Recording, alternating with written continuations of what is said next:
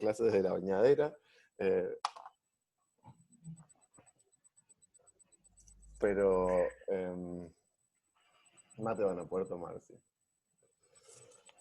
Bueno, entonces vamos a una cosa un poco más, que es como esto va a estar dando vueltas todo el tiempo en este laboratorio. Ya estuvo en laboratorio 3, ya probablemente se hicieron algún tipo de medidas automatizadas.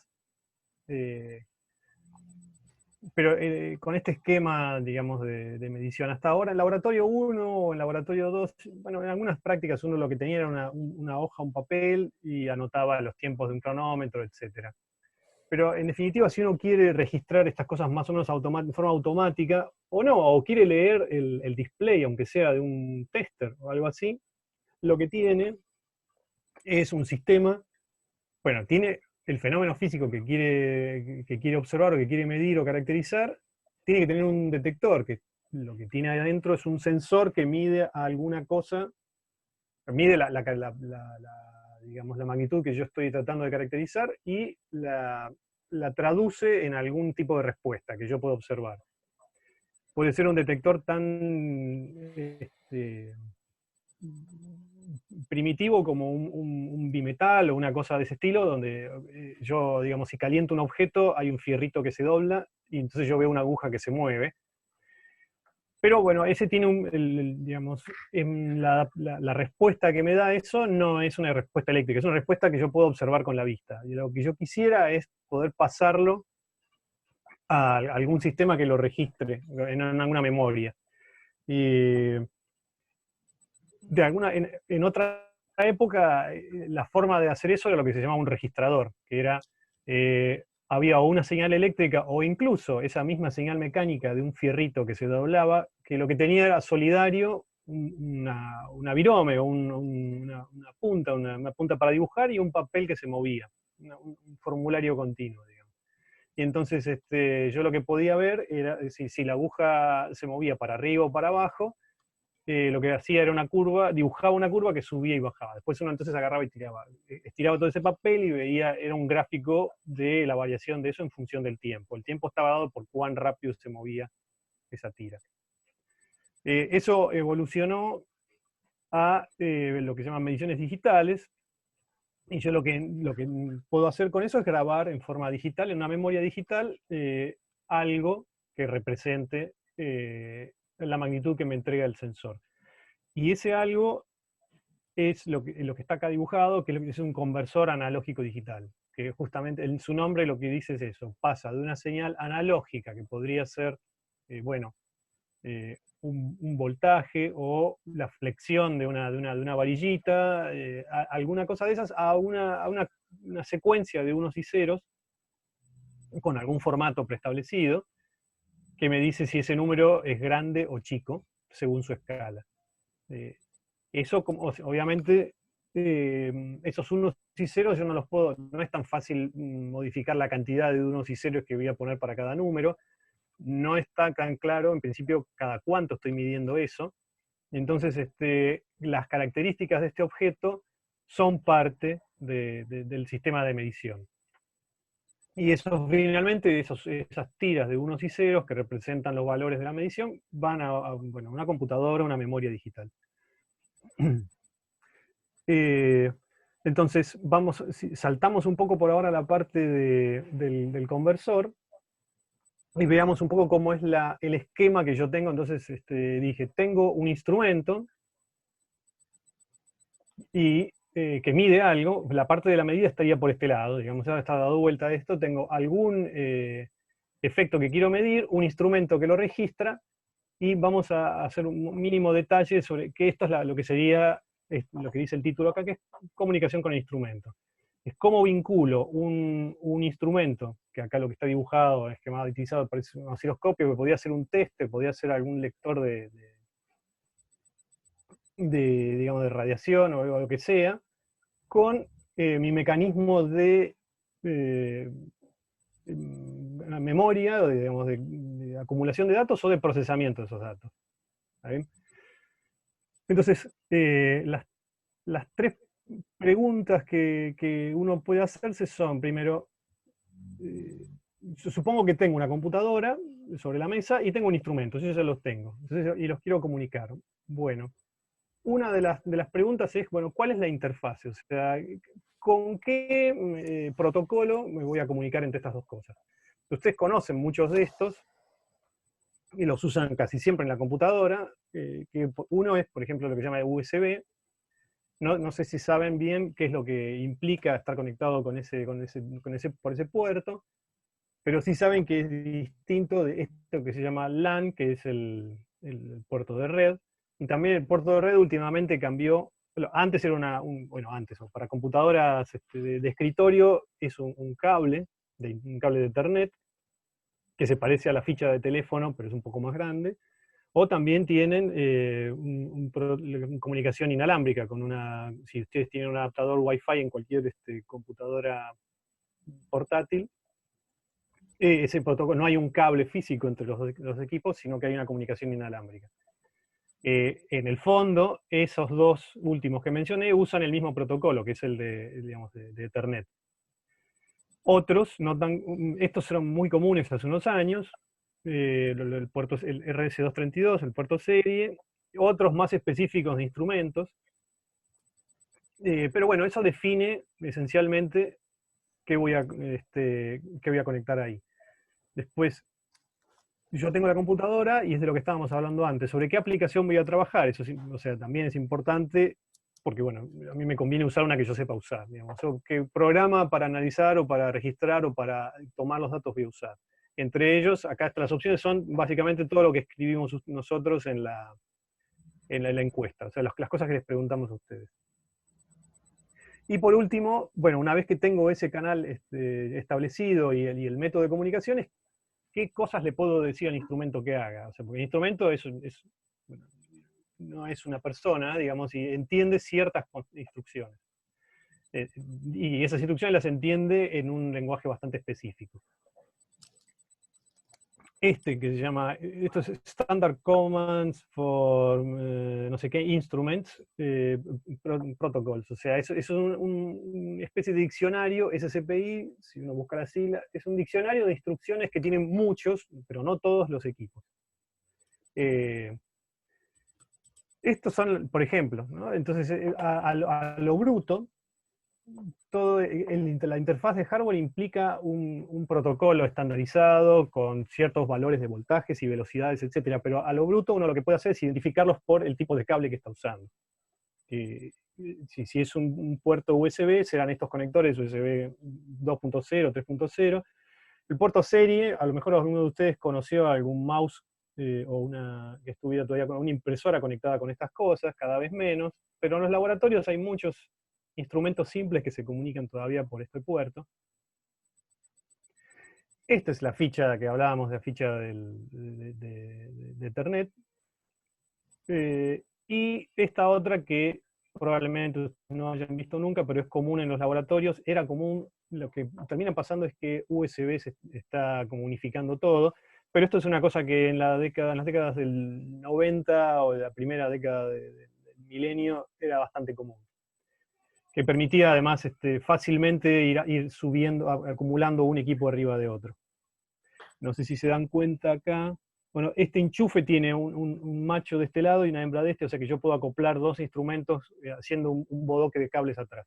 Obviamente es un formato, o sea, esto es enorme.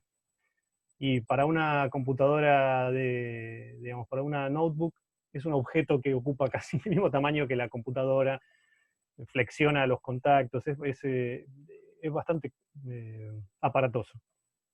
Pero en esa época era lo más estandarizado. La sigla de General Purpose Instrumentation Bus. Bueno, sin entrar en detalle, las instrucciones, ¿qué le puedo ordenar o qué le puedo pedir al instrumento? Bueno, le tengo que hablar en el lenguaje, básicamente es eso, es hablarle en el lenguaje que el instrumento entienda. Las instrucciones que los instrumentos entienden dependen mucho de cómo cómo el fabricante generó esa interfase. En algún momento varios fabricantes, no todos, se pusieron de acuerdo en una serie digamos, de escribir comandos por lo menos con un formato parecido. Obviamente los instrumentos son distintos digamos, en lo que hacen y en cómo se trabaja con ellos, o sea, no son todos lo mismo. Entonces las instrucciones son distintas. Hay instrumentos en los cuales, por ejemplo, en un osciloscopio ustedes saben lo que es el trigger, el disparo, y esa es una instrucción que si yo quiero ordenarle cosas sobre cómo tiene que accionar el trigger, el osciloscopio, es una cosa que en otro tipo de instrumento, por ejemplo, en un generador de funciones no voy a ver porque no tiene disparo. Bueno, en principio podría no tenerla porque no tiene digamos, esa funcionalidad. Pero esto que está acá es una muestra, de esto no tienen que aprender nada ahora, pero es una muestra de cómo es digamos, cómo son los comandos que yo le envío, que empaqueto en el programa que estoy dibujando, que estoy usando, empaqueto en el protocolo de transmisión que definí usar, y esto es lo que le llega al instrumento. Y bueno, por lo menos no son códigos, lo bueno es que no son códigos unos y ceros, ¿no? En una época para programar lo que había que hacer era escribir en código de máquina, o sea, eran cosas que eran incomprensibles digamos, era imposible entender de qué se estaba hablando. Entonces, en este caso, son casi palabras. Si uno, digamos, estas son las versiones cortas, pero si uno, digamos, completa estas palabras, la cosa tiene un poco más de sentido. Entonces, fíjense, esto lo que le dice acá es trigger, main, porque, bueno, hay un trigger principal y un secundario en un osciloscopio, edge es el flanco, y slope es la pendiente. Entonces, si uno lo lee para el otro lado, es que la pendiente del flanco de trigger principal, yo la voy a definir como que para arriba. Entonces, lo que quiere decir esto es que al osciloscopio que dispare con un flanco de subida, y no con un flanco de bajada. Ay, perdón. Esta que está acá abajo también hace cosas, o por lo menos se dirige a la parte del trigger, del disparo, y finalmente, fíjense que termina con un signo de pregunta. Cuando estas instrucciones terminan con un signo de pregunta, lo que estoy haciendo es no ordenando el osciloscopio que cambie nada, sino que me diga en qué nivel está. El nivel del trigger es el nivel en voltaje, que me dice a partir de dónde el tipo va a considerar que una señal tiene que mostrarla en el osciloscopio. Y entonces en este caso lo que estoy pidiendo acá es que el osciloscopio me diga cuál es el nivel que tiene de trigger en el disparo principal. Es una cosa que yo podría tocar desde el frente del equipo con una perilla, o eventualmente también, si yo le saco este signo de pregunta y pongo un número en volts acá, razonable, él puede obedecer y decir, bueno, ahora el trigger lo voy a poner en ese número. Y así con todas estas, con la mayoría de estas instrucciones. Tengo la tira la barra de menú sobre algo que hay acá abajo y no sé qué es. Bueno, Richie, si sé. dejas de mover el mouse, se va a esa Ahí barra. está, sí, claro, es eso. Deja de mover el mouse o alejalo de ahí. Igual ahora no sé qué pasó, que justo... Ahí está, sí, tarda. Bueno, esa que está ahí abajo no la voy a toquetear porque me va a aparecer de nuevo esa cosa, que es una instrucción muy clásica en instrumentos, que es IDN con signo de pregunta, es que se identifique. Entonces uno a veces, si tiene varios instrumentos y no sabe qué está pasando, y si pregunta eso a través del código que está haciendo y recibe una línea que dice TDS 2000 osciloscopio Tektronix, bueno, quiere decir que logré comunicarme con el osciloscopio con éxito y es el instrumento que yo quería. Bueno, y acá hay algunas otras parecidas, ¿no? Es un poco tener un poquitín de imaginación y saber cuáles son las cosas que uno le puede preguntar a un osciloscopio, y no es tan difícil. Para esto hay manuales de programación. Richie, Un perdón, instrumento, acá preguntan algo en el chat. Si sí, los comandos son generales para los osciloscopios fuentes de la mayoría de las marcas. casi. Yo creo que el tema es así. Muchos osciloscopios de primeras marcas, o sea, hay 2 o 3 marcas de osciloscopios de primeras marcas y algunos de unas segundas marcas que se hicieron comunes en estos últimos tiempos, que son marcas chinas. Pero lo que usan es el firmware o sea, son versiones un poquito más viejas de marcas, de primeras marcas. Y todo el firmware es el mismo. Entonces muchas cosas son muy parecidas. No sé si son exactamente iguales, pero en algunas instrucciones son así. A veces cambian la forma de pedirle datos por ejemplo, de bajar la pantalla, bajar los datos de una pantalla. Que ahí, o sea, esto que yo le estoy pidiendo acá en este caso es un número que me va a escupir. Es un número que yo lo puedo transmitir fácil en ASCII. 25 milivolts, por ejemplo. Ahora, si yo le voy a pedir que me transfiera todo lo que está en la pantalla, es una serie de valores, tantos como puntos de digitalización tenga la pantalla o la memoria del osciloscopio, y eso es una cosa que es un poco más complicada, y a veces entre marcas cambia un poco, pero no tanto. De todas maneras, lo que les decía es que si es un instrumento más o menos, o sea, todos estos instrumentos tienen un manual de programación donde hay una lista comprensiva de todas estas instrucciones. Y de ninguna manera hay que aprendérselas. Algunas ya las sabe, pero, o sea, eso es un poco, es como para darles un feeling de qué es lo que estos instrumentos entienden. Esta es otra, el login que vamos a usar en el laboratorio usa el mismo formato, o sea, hay que escribírselo en texto, pero para pedirle una de las salidas, o sea, que escupa, que devuelva un valor de una de las salidas, la instrucción es esta. Ligeramente distinta, pero bueno, tiene una lógica, la lógica dentro del tipo de instrumento. Cambia al cambiar la marca. Eso es posible que pase. Y sobre todo, como lo que decía al principio, si son dos tipos de instrumentos distintos, probablemente el conjunto de instrucciones que son útiles para uno o que son válidas para uno no son válidas para el otro, porque tienen funcionalidades distintas. Bueno, y entonces creo que esto es como una especie de resumen, supónganse, o sea, este es un modelo de una cosa que uno podría querer hacer en laboratorio 4, por ejemplo. Tengo una computadora en el escritorio, tengo un experimento, que el experimento está acá, es esto que está... Llegan datos del experimento digamos, a dos instrumentos distintos, por ejemplo, un osciloscopio y un multímetro. Esto, por ejemplo, en la práctica de ferromagnetismo uno lo va a querer hacer para ver una señal senoidal variable en el tiempo y una variable relativamente lenta como la temperatura, por ejemplo. Entonces, yo quiero registrar esas dos cosas más o menos simultáneamente, y entonces tengo conectado el osciloscopio a la computadora vía el cable USB, como si yo estuviera conectando un mouse o una cosa de ese estilo, y un multímetro, un tester, si se quiere, un multímetro de banco, una cosa que lee un valor de voltaje con otro puerto. Puede ser otra entrada de USB, yo acá escribí que era un GPIB, que es este mamotreto que les mostré ahí al final.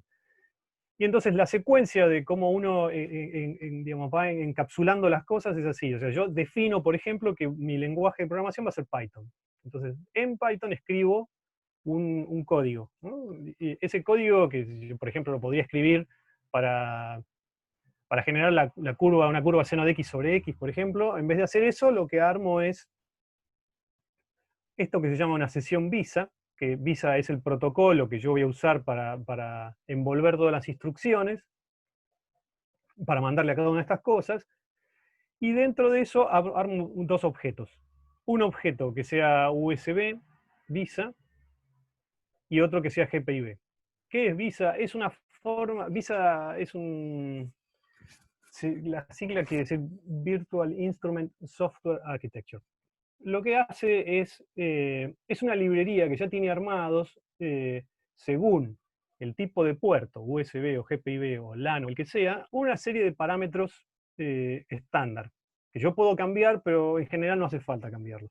Como por ejemplo la velocidad de transmisión, la cantidad de bits, ese tipo de cosas. En general esas cosas se pueden variar, pero la mayoría de las veces no hace falta. Y entonces con definirlo como una sesión Visa, los parámetros estándar funcionan. Y entonces dentro de, lo que quiere decir eso es que yo voy a usar una cosa para comunicarme. Y dentro de esta sesión Visa que es verde, armo dos objetos. Uno que sea para comunicarme con el osciloscopio y otro para comunicarme con el multímetro. Y dentro, o sea, los nombro, por ejemplo. Esto va a tener el nombre de una variable o un objeto de Python o de MATLAB o el que sea, que se va a llamar OS por osciloscopio, y este se va a llamar MU por multímetro, por ejemplo. Y entonces al osciloscopio le hablo refiriéndome al objeto que se llama OS, y al otro refiriéndome al objeto que se llama MU, que es el multímetro. Y dentro de, cuando le hablo al osciloscopio, le escribo estas cosas. Por ejemplo, le digo, le mando instrucciones específicas. Bueno, que quiero que los datos, la fuente de los datos va a ser el canal 1, que yo voy a tomar los datos del canal 1. Eso es lo que está escrito acá. Y al multímetro le escribo en el lenguaje que entiende el multímetro. O sea, quiero una medición de corriente continua, ¿no? ¿Cuánto vale eso? Eso es lo que está escrito ahí. Esto es como una especie de esqueleto de cómo sería un programita para levantar datos del osciloscopio, o de un par de instrumentos.